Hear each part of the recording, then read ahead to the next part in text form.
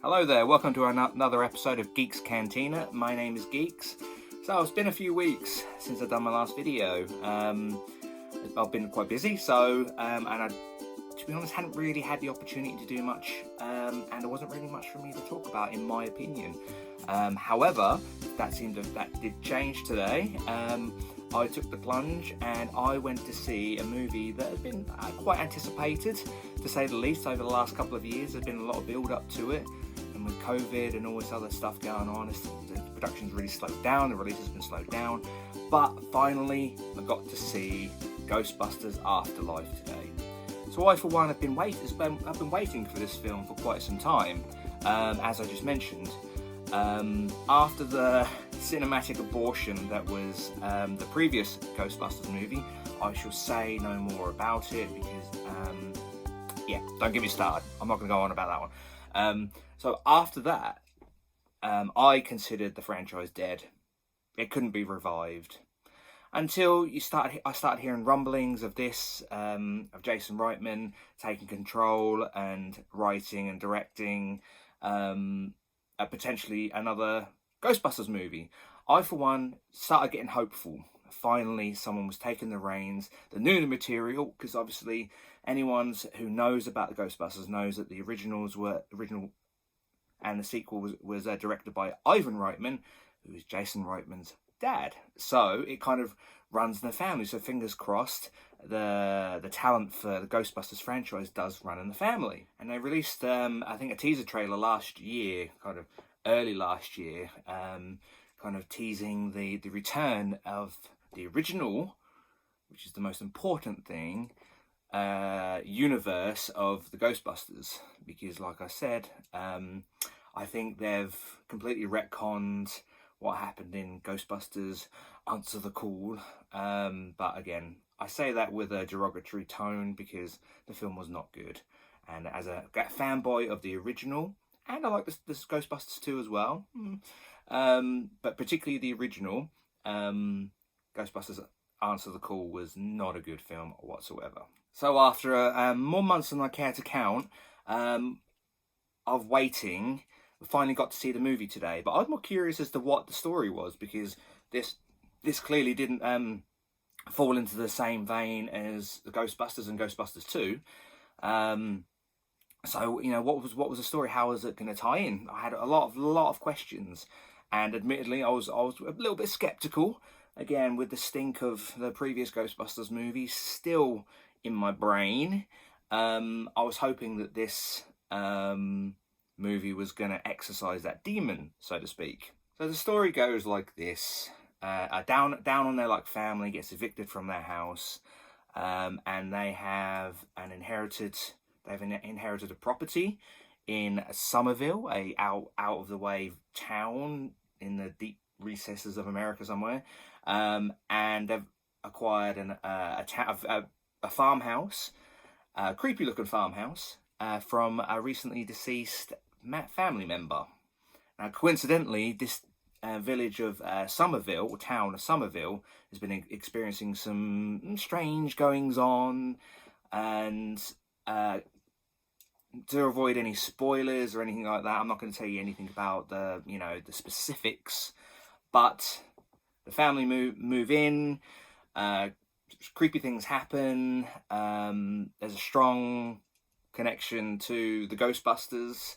Again, I should say no more. The trailer implies quite a lot, but the movie actually outright comes out and says exactly what the connections are. But I'm not going to tell you. You're going to have to go and watch the film. Suffice it to say, it's all done very, very well, I might add. And there are some spooky goings on. There's ghosts. There's spectacles, special effects. And yeah, the story wise, it was pretty solid. So also one of the things that kind of really quite hopeful for this movie was that it had quite a strong cast. It had some familiar names that I already knew, but also some unfamiliar actors. But judging from the trailers, it all looked pretty good. It wasn't a hammy comedy. There was funny moments in it, I might add. There were some moments where I actually laughed quite audibly. But it wasn't a straight-up comedy. So I was very much relieved about that. However, getting back to the cast, I've got them on my bit of paper here because I can't remember all the names. You got McKenna Grace, Finn Wolfhard, Paul Rudd, of course, who doesn't love Paul Rudd, Carrie Coon, and a good supporting cast of Logan Kim and Celeste O'Connor. I hope I pronounced that last name right.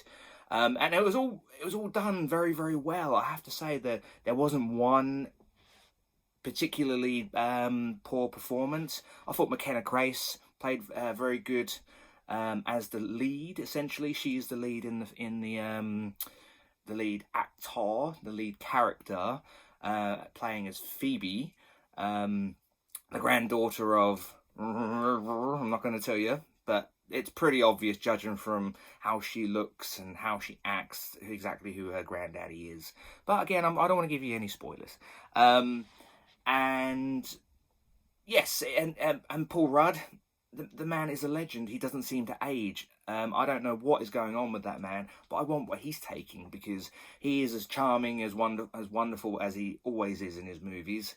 I would very much like him to play like a villain one day or something. Just change it up a little bit because he always tends to play these charming people, which is not a bad thing because he does it very, very well. Does it very, very well. He's a very good actor, very funny actor. And you know, I love him in the Marvel movies and numerous other comedies that I've seen him in. But I'd like to just see him in something a little bit edgier and a little bit different. And one thing that really struck me about Finn Wolfhard in particular is that how grown up he is. I don't know if this is just me getting old, but this was the kid that I first saw in Stranger Things. Now he's this long-haired, lanky, skinny kid. I do sound like an old man, but it's true. But his performance was very, very good. It was a lot straighter than I expected, actually. I expected him to be a little bit more wisecracky, you know, probably because of his performance in It. I loved him in that movie. But he's proven that he can do comedy, he can do the straight stuff. But he's a very, very good actor indeed. And Carrie Coon, yes, Carrie Coon plays Callie. I made that. There's a lot of alliteration there, apparently, so it just confused me now. But it is Carrie Coon plays Callie, who's the mother of Phoebe and Trevor, played by Finn Wolfhard. I forgot to mention that. And yes, she's got a very interesting character arc as well. Again, I don't want to tell you anything about what these characters go through because I want you to find out for yourselves. But suffice it to say, all the performances were very solid. There's some comical moments, there was some emotional moments, particularly at the tail end of the film. It got quite emotional and nostalgic, but again, I don't want to give you any spoilers, but I was very, very impressed, suffice it to say. So my thoughts on the movie as a whole, I thoroughly enjoyed it. I was so relieved when I came out of the cinema, and I found myself grinning from ear to ear when I got up from my cinema seat. It was a marvelous movie. I thoroughly enjoyed it. It was an excellent mixture of nostalgia. You know, as a child of the 80s, I grew up watching Ghostbusters and then Ghostbusters 2, and which is why I was horrified with Ghostbusters Answer the Call. Moving on. So this was a true sequel to the events of the original Ghostbusters. So there was a lot of names you haven't heard on screen for a long time, like Gozar and Zool, and you see the Terror Dogs, and there was so many nods and winks and Easter eggs to the original movie, and it made a proper fanboy like me just grin from ear to ear all the way through. And yeah, it was a brilliant movie. It's not terribly scary. There's probably one or two big jump scares. It might be a little bit too scary for the younger kids in the audience. It is a certificate PG-13, so you know, younger children had to be accompanied by an adult, rightfully so, because I even found the original Ghostbusters used to terrify me as a child, particularly the beginning in the library, and the librarian comes in a big skull. Arrgh! Yeah, that used to scare the life out of me. You used to have to hide behind a cushion, and you know. Anyway, you don't want to hear about that. And one of the things that was good about this film, it wasn't an enormous spectacle. It's actually, the story was quite small. It was a very personal story, a family story. Each of the characters had their individual arcs, which were handled pretty well. There was a more time devoted to certain characters than others, but you expect that anyway. But the story wasn't as big and grandiose. It was, again, deliberately, I think, it was in a small town, it was a small story, but it did get pretty spectacular towards the end. There's a lot of really, really good special effects. The thing I absolutely loved about it was, yes, it was a 2021 movie released, so the special effects were really, really good. But somehow they still managed to create the same feel of the effects as they did in the original movie. So there's like the scene where in the original movie, when all the spirits are coming out of the column of light, and they're all purple streams going through the streets. Well, they recreated that, but they somehow managed to make it look the same, but still be incredibly realistic. You're still kind of 2021 level. I don't know how they managed to create that fine line. And with the terror dogs, I think they were called terror dogs. My mind's gone blank. But the effects of the terror dogs, I'm going to call them terror dogs from now on. There was some animatronic work, and as well as some CGI work. And when the two people, I shan't say who they are, transform into the terror dogs, again, it struck me that it made it look and feel just like the original, and there were just so many little nods and winks, and for someone like myself who's quite meticulous with that stuff, it was a real treat to see that kind of those kind of things on screen. There was some good action. There wasn't a huge amount in it. What I didn't say earlier on was that the story is a bit of a slow burn. It takes a little while to get its legs under it, but I'll talk about that in a minute. But when the story really does kick into gear, it kicks into gear. It moves quite fast. It just takes a little while to build up to it, which is not a bad thing, because all we want to see when we go and see a Ghostbusters movie is we want to see ghosts, clearly. We want to see the proton packs. We want to see Ecto-1, and we want to see some fun. And that's exactly what we get to see. We get to see all of that. It just takes a little while. They have to build to it a little bit, build the anticipation. And with the first time that you see Ecto-1 on the move was just, it was a nostalgia act for me. One of the things that struck me, which just filled my heart with joy today, was at the end of the film. And talking about the end of the film, side note, there is a mid-credit scene and there is a post-credit scene. So if you're into all of that stuff, watch to the end. Particularly the mid-credit scene, I got a real kick out of it. I want to tell you, but I'm not going to. For true Ghostbusters fans, you've got to watch the mid-credit scene in particular. What was I saying? That's what I was saying.